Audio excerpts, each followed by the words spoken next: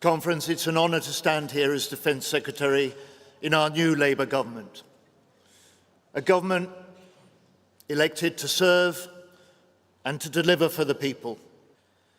And at this historic election, we had a record number of people who have served in the frontline forces elected as Labour MPs. Security will be the foundation on which our Labour missions are built. And we will set out a path to increase defence spending to 2.5% of GDP, a level not matched since 2010 when Labour was last in government. Conference, in my second day in this job, I travelled to Ukraine and spent the afternoon with President Zelensky, visiting injured soldiers. They told us about the daily attacks, the destroyed homes, the dead friends. They told us that they were fighting for their country's freedom and they were fighting for Europe's future. Because defence of Europe, defence of the UK starts in Ukraine. And today is day 942 of Putin's illegal war. New packages of artillery, air defence, armoured vehicles, a new guarantee to speed up deliveries, a new defence industrial strategy, a treaty with new export guarantees, a new commitment to train Ukrainian troops throughout 2025, and a pledge to spend £3 billion in military support for Ukraine this year, next year, and for every year it takes, for as long as it takes for Ukraine to win.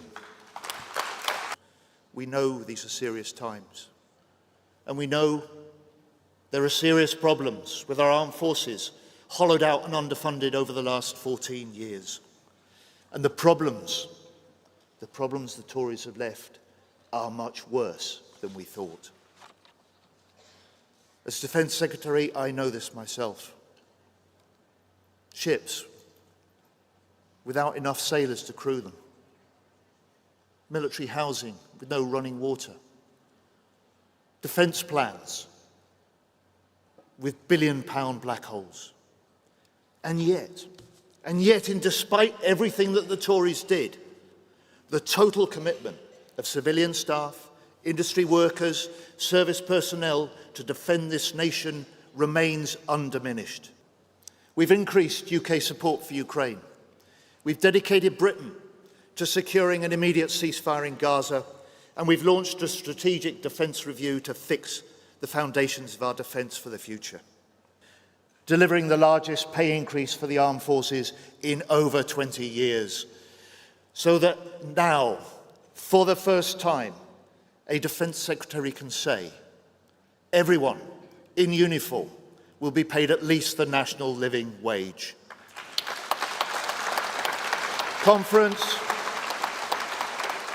this is what it means when a Labour government says, we will put people at the heart of our defence plans. Over the last 10 years, more than a million applied to join the forces.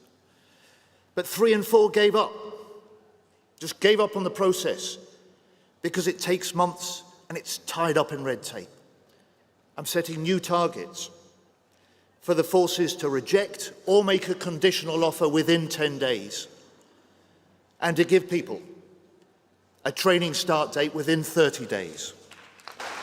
I'm setting up a new direct route for cyber military recruits because if you're a top gamer or a coder, your country needs you.